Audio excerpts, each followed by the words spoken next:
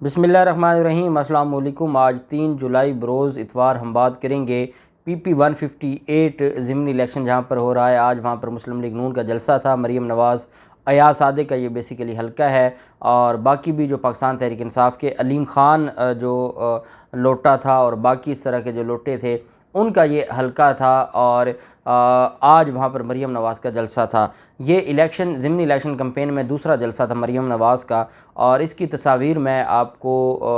ہم نے تھم نیل پہ لگا دی ہیں، آپ خود دیکھ سکتے ہیں کہ کیا یہ جلسہ عمران خان نے جس دن جلسے کیے تھے، جن کے بارے میں یہ کہتے ہیں کہ لاہور میں ان کا کچھ نہیں ہے، ان کے بھی آپ کنونشنز، وہ ورکرز کنونشن تھے، وہ جلسے نہیں تھے، وہ ورکرز کنونشنز بھی آپ دیکھ سکتے ہیں، اور مریم نواز کا بھی آپ دیکھ سکتے ہیں۔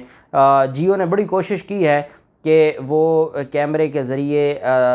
چیزوں کو، کیونکہ وہ کوئی کسی گراؤنڈ میں، کھلے گراؤنڈ میں نہیں ہے، وہ چھوٹا سا ایریا ہے جہاں پر یہ جلسہ کیا گیا ہے، اور اس میں مریم نواز سے پہلے جو لوٹا امیدوار ہے اس کی طرف سے اپنی شان میں کہ ہم اپنے قائد نواز شریف کے لیے کیوں آئے اور ہم نے عمران خان کو کیوں چھوڑا، اس پر انہوں نے تقریر کی۔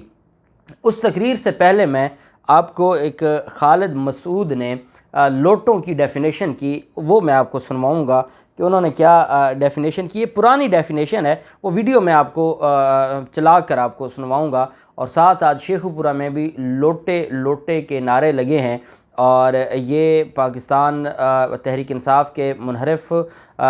جو ممبر تھے اور جنہوں نے میاں خالد محمود PP 140 سے آج وہ اپنے حلقے میں گئے ہیں، تو وہ بھی لوٹے کے جو نعرے لگے ہیں وہ بھی میں سنواؤں گا، کیونکہ بعض اوقات ایسا ہوتا ہے کہ جب آپ ان کے ووٹرز کو بتاتے ہیں کہ آپ کے کینڈیڈیٹ گئے ہیں اور وہاں لوٹوں کے اور لوٹا کے نعرے لگے ہیں، تو وہ مانتے نہیں ہیں یا ان کی تسلی نہیں ہوتی۔ تو آپ کو پتہ ہے کہ جو بات میں کرتا ہوں وہ اس کے پیچھے حقائق شامل ہوتے ہیں، لیکن وہ جو ان کے ووٹرز ہیں نون لیگ کے جو ہیں، جو ہمارے بھائی وہ ان کے ووٹرز ہیں، تو وہ مزید تشفی چاہتے ہیں، تو پھر ہم پوری قوم کو سنوا دیتے ہیں کہ کیسے وہاں پہ لوٹے کے نعرے لگے ہیں، اس کے اوپر بھی ہم بات کریں گے۔ اچھا، پہلے میں آپ کو بتاتا چلوں مریم نواز کے جلسے، ان کی تقریر، اور جو 158 ہے آج کل 167 میں عوام نے جو مسترد کر دیا تھا، اور یہ بات اب ثابت ہوتی جا رہی ہے کہ پاکستان تحریک انصاف کے لیے ضمنی الیکشن آسان ہوتا جا رہا ہے۔ عوام الناس، ایک عمران خان کی جو کا نعرہ اور بیانیہ ہے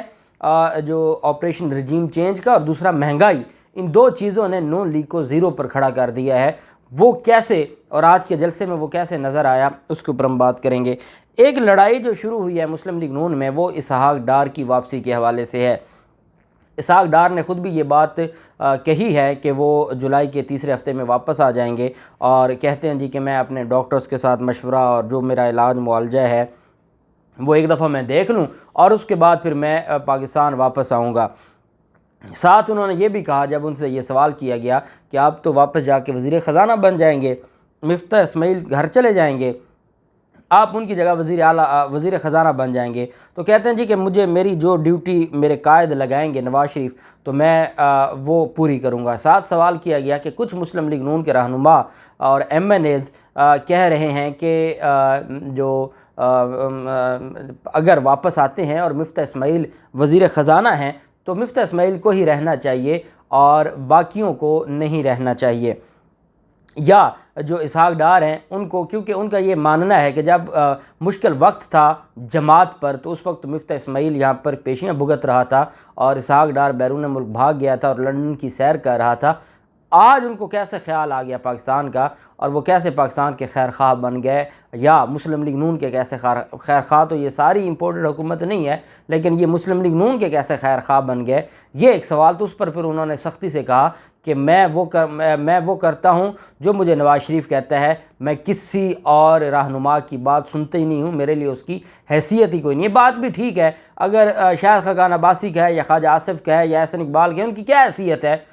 جہاں پر نواز شریف کہہ دیں۔ بہرحال جو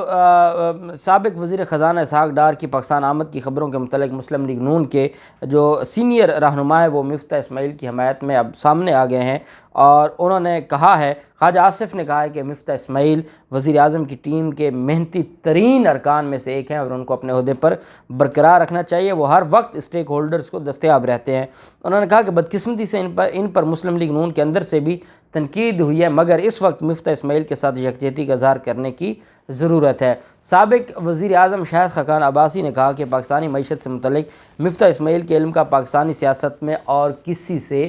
کوئی موازنہ نہیں ہے، اس حد تک کہہ دیا۔ اور یہ جو ساری چیزیں ہیں وہ یہ بتاتی ہیں کہ ان کی جو سینئرز ہیں ان کی آپس میں لڑائی دلچسپ ہوتی جا رہی ہے، اور وہ اور بھی دلچسپ ہوگی جب یہ ساری چیزیں سامنے آئیں گی۔ اب میں آپ کو پہلے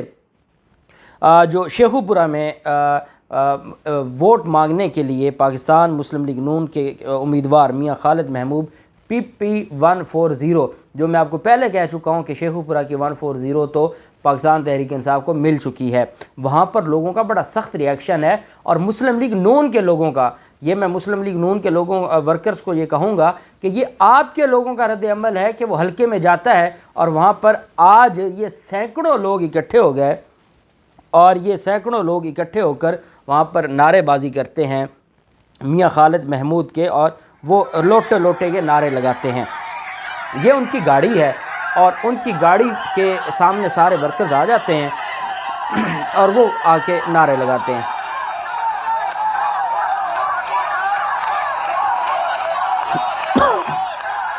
اب یہ جو لوٹے لوٹے کا نعرہ ہے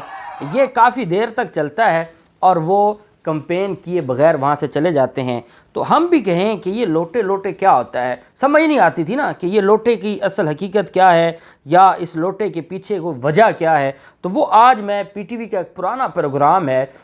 خالد مسعود صاحب کا، وہ اس لوٹے کی ڈیفینیشن کرتے ہیں، اور وہ جو ڈیفینیشن ہے وہ سمجھ آنے والی بھی ہے، اور اس سے یہ لگتا ہے کہ ہاں واقعی لوٹے کیا ہیں۔ وہ خالد مسعود صاحب کیا ان کا کرتے ہیں وہ میں آپ کو سنوا دیتا ہوں۔ لوٹا کیا ہے؟ ٹوٹی والا کارآمد ایک پانڈا ہے جو ٹائلٹ اندر موزوں وقت پہ کام آتا تھا، اب وہ پارلیمنٹ کے اندر مشکل وقت میں کام آتا ہے۔ اللہ جانے چنگا بھلا معزز بندہ لوٹا کیسے بن جاتا ہے، مخلوقات میں اشرف ہو کر چھوٹا کیسے بن جاتا ہے۔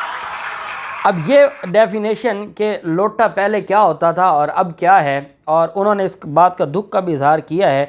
کہ یہ کیسے لوگ ہیں کہ لوٹے بن جاتے ہیں۔ آج جب مسلم لیگ نون کا PP158 کا الیکشن شروع ہونے جا رہا تھا، جلسہ شروع ہونے جا رہا تھا، تو پاکستان مسلم لیگ نون کے کارکنان، اب یہ کارکنان کون سے ہیں؟ یہ وہ جو لوٹے اپنے ساتھ لے کر گئے، اور جو مسلم لیگ نون کے پہلے سے وہاں کے کارکنان تھے، یہ ان کی آپس میں لڑائی ہے، شدید لڑائی ہوئی ہے مسلم لیگ نون کے کارکنان کی، 2 لوگ زخمی ہوئے ہیں، اور وہاں پر انہوں نے ایک دوسرے کے اوپر ڈنڈوں کے ساتھ حملہ کیا ہے، اور ایک کہتے تھے کہ ہم نے جو ہمارے لیے راستہ بند کیا گیا ہے، دوسرے کہتے ہیں ہمارے لیے راستہ بند کیا گیا ہے۔ یہ جو ان کا جو حالات جس طرف یہ جا رہے ہیں، اور وہاں پر جو لوٹا کینڈیڈیٹ ہے پاکستان مسلم لیگ نون کا، وہ وہاں پر کھڑا ہو کے کہتا ہے کہ میں تو اپنے قائد نواز شریف کے لیے آیا ہوں، میں نے اپنے قائد نواز شریف کو کہا ہے کہ آپ کے لیے سارا کچھ قربان ہے، اور اب مزید آپ کے لیے اور کیا قربان کریں کہ ہم نے اپنی سیٹیں، اپنی MP کی سیٹیں سارا کچھ دے دیا ہے، اور ہمارے جو لیڈر ہیں علیم خان، انہوں نے عمران خان کو نو بول دیا ہے، اور عمران خان کو دھکے دے کے کہا ہے کہ ہم اپنے قائد نواز شریف کے ساتھ کھڑے ہوں گے۔ پھر کہتے ہیں کہ یہاں آپ کو فلاں فلاں چیزیں ملیں گی، ہاسپٹل بھی مل جائے گا، کالج بھی مل جائے گا، اور پھر کہتے ہیں کہ یہاں پر جو مالکانہ حقوق ہیں، وہاں پر کچھ ایسی جائیدادیں ہیں، آپ جانتے ہیں کہ سرکاری جائیدادوں کے خلاف، یا جو سرکاری زمین یا اراضی تھی اس کے خلاف عمران خان نے ایکشن لیا تھا اپنی حکومت کے پہلے 1-1.5 سال میں، تو کافی لوگوں کو اس میں بے گھر بھی ہوئے تھے، کیونکہ وہ سرکار کے دی پرانے بیٹھے تھے، ان کو لالچ دیتے ہوئے کہتے ہیں۔ اور یہ میں الیکشن کمیشن سے کہوں گا کہ سپریم کورٹ کا یہ فیصلہ ہے کہ سپریم کورٹ نے کہا کہ آپ نے کسی کو بھی سرکاری لالچ دے کے ووٹ نہیں خریدنا، وہاں پر وہ جو زمینیں ہیں یا وہ وہاں پر آبادی ہے جو ابھی تک جس کے مالکانہ حقوق نہیں ہوئے، کہتے ہیں کہ آپ ہمیں ووٹ دیں، ہماری قائد مریم نواز آپ کو جتوائے گی، اور آپ ہمیں جتوائیں گے تو مریم نواز آ کے خود آپ کو مالکانہ حقوق دے گی، مریم نواز آ کے آپ کو مالکانہ حقوق دے گی، یہ وہ کہتے ہیں۔ اب مریم نواز جو خود مجرمہ ہیں وہ آ کے وہاں پر حقوق دیں گی، وہ آج یہ اعلان کرتے ہیں۔ بہرحال مریم نواز کا جو جلسہ ہے یا جو مریم نواز کی تقریر ہے، وہ آپ جانتے ہیں کہ وہ ایک خاص نام عمران خان کا لیتی ہیں اور اس سے شروع ہوتی ہے، اور مریم نواز صرف ایک بات کرتی ہیں کہ جو لوٹے ہیں یہ وہ لوٹے نہیں ہیں۔ آپ نے دیکھا ہوگا، آج بھی ہم نے اس کے اوپر بات کی، کل 167 میں وہاں پر لوٹے کے نعرے لگے اور باقاعدہ ایئر وائی نیوز کے اوپر وہ چلا، سمر ٹی وی نے بھی وہ چلایا۔ تو یہ جو چیزیں ہیں، قوم کو پتہ ہے کہ مریم نواز کے بس کی بات نہیں ہے۔ اب یہ الیکشن کمپین، اب لوگ ان کو سننے نہیں آتے، لوگ بہت زیادہ ڈسٹرب ہیں، لوگ بہت زیادہ تکلیف میں ہیں، اور ان کا جو نام نہاد بیانیہ تھا، جس کو انہوں نے جھوٹ کا رنگ دیا ہوا تھا، وہ بھی اب ان کا ختم ہو چکا ہے۔ اب ان کے پاس سوائے بشرا جو عمران خان کی وائف ہیں، بشرا بی بی، ان کا، اور وہ جو فرح گجر ہے یا فرح خان ہے، اب وہ ایک انہوں نے جو تماشا شروع کیا ہوا ہے، اس کے علاوہ ان کے پاس بات کرنے کو نہیں ہے۔ اور میں آج ایک دوست سے کہہ رہا تھا، وہ کہتے ہیں کہ یہ جو آڈیو آئی ہے عمران خان کی وائف کی، اور جو آڈیو لیک کی گئی ہے، اور مبینہ طور پر جو پاکستان مسلم لیگ نون